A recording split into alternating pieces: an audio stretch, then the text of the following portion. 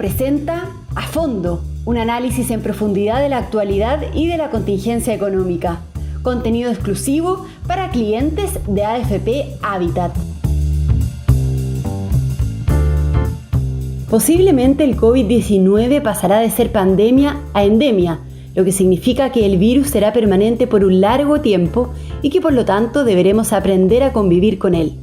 ¿Qué le pasa a la economía con el COVID-19 sin fecha de término? ¿Cuál es el impacto que provocará y de qué manera se adaptará el mundo a este virus durante los próximos años? Soy Magdalena Olea, periodista de El Líbero, y en este podcast, exclusivo para clientes de AFP Habitat, les contaré cuáles son las proyecciones económicas al respecto.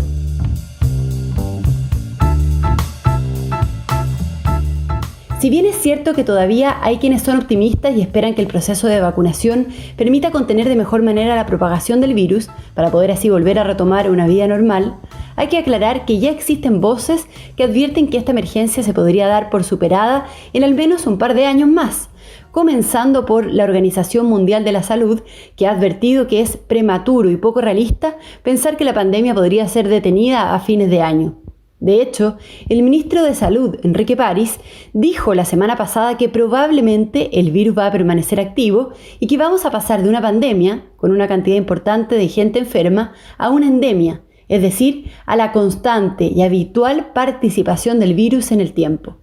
Eso significa que, tal como ocurre con la influenza, posiblemente el coronavirus también continúe circulando en el ambiente de forma regular y nos acompañe por un largo periodo, lo que nos obligará a vacunarnos habitualmente cada cierto tiempo y adaptarnos a convivir con este. Por lo mismo, la mayoría de las proyecciones que han aparecido tanto en Chile como en el mundo se amparan en este escenario y contemplan que los países saldrán gradualmente de la situación en la que se encuentran. De hecho, este mes el Banco Central chileno elevó la estimación de crecimiento de la economía para este año y pronosticó que se expandirá entre 8,5 y 9,5%. Además, recordemos que el Banco Mundial anticipaba una expansión del PIB de Chile de 5,5%, el FMI apuntaba a un 6,5% y la OCDE estimaba que el país crecería 6,7% y que la economía mundial crecería 5,8% en 2021 y 4,4% durante 2022. Pero eso es en el caso del escenario más benigno de la pandemia. Si miramos la otra cara de la moneda, sin embargo, el hecho de que estén apareciendo más y nuevas cepas que ponen en riesgo incluso la efectividad de las vacunas y le restan eficacia al proceso de vacunación, complican el panorama y abren más incertidumbres a futuro. Es el caso de la variante Delta del coronavirus, que es al menos 2 veces más contagiosa que la variante británica o Alfa y que, identificada por primera vez en la India en octubre del año pasado y debido a su rápida capacidad de propagación, hoy está presente en cerca de 92 países alrededor del mundo, incluidos Argentina y Perú y recientemente Chile.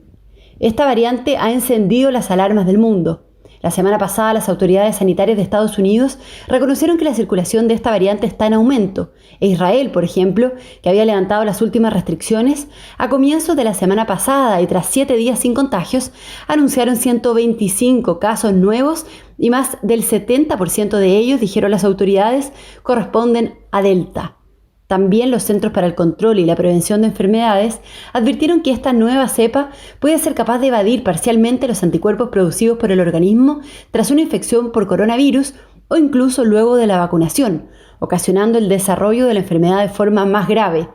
Así, si no se logra controlar la expansión de esta cepa, entonces el escenario implicaría más y nuevas restricciones a la movilidad, con una afectación directa sobre los sectores que se han visto más perjudicados con la pandemia, como es el caso del turismo, que se vería especialmente afectado por la necesidad de cerrar o controlar las fronteras y con fuertes impactos sobre la economía y la salud mental y física de las personas. Eso sí, hay que aclarar que difícilmente volveremos a tener impactos económicos tan duros como los registrados el año pasado, porque ya hay aprendizaje de la pandemia sobre la mesa y tanto las empresas como las personas se han adaptado a esta situación estableciendo protocolos sanitarios con aforos reducidos y uso de mascarillas. Por lo tanto, pese a que hoy no sabemos con claridad por cuál de los dos caminos vamos a transitar, si por uno más positivo o bien por el que considera la aparición y propagación de nuevas variantes, lo cierto es que la vacunación es la única manera de enfrentar la endemia, por lo que es imprescindible que se vacune la mayor cantidad de gente posible. Es cierto que un 80% de la población en Chile se encuentra ya con al menos una dosis de la vacuna, pero aún quedan 2 millones de rezagados y además ha avanzado la evidencia que permite sostener que será necesaria una tercera dosis en primavera. Por lo tanto, los incentivos a la vacunación son esenciales y es por eso que se ha instalado la idea de darle mayores libertades y beneficios a las personas que tengan su proceso de vacunación completo. Así, se ha pensado, por ejemplo, en implementar un carnet verde que le permita a los vacunados no solo contar con menos restricciones de desplazamiento, sino también con acceso a gimnasios, a cines, teatros, filas específicas en el comercio e incluso descuentos especiales. Así, pese a que aún falta camino por recorrer y pese a estar en pleno proceso de vacunación, son varios los factores que influyen a la hora de pensar en un término de la pandemia. Y aunque estamos todavía muy encima para saberlo con certeza, lo cierto es que hay que estar alerta, porque posiblemente el COVID-19 nos acompañará durante mucho tiempo y modificará nuestras vidas para siempre. Con esta información, yo me despido de este podcast exclusivo para clientes de AFP Habitat y nos encontramos muy pronto con más análisis desde el fondo de la noticia.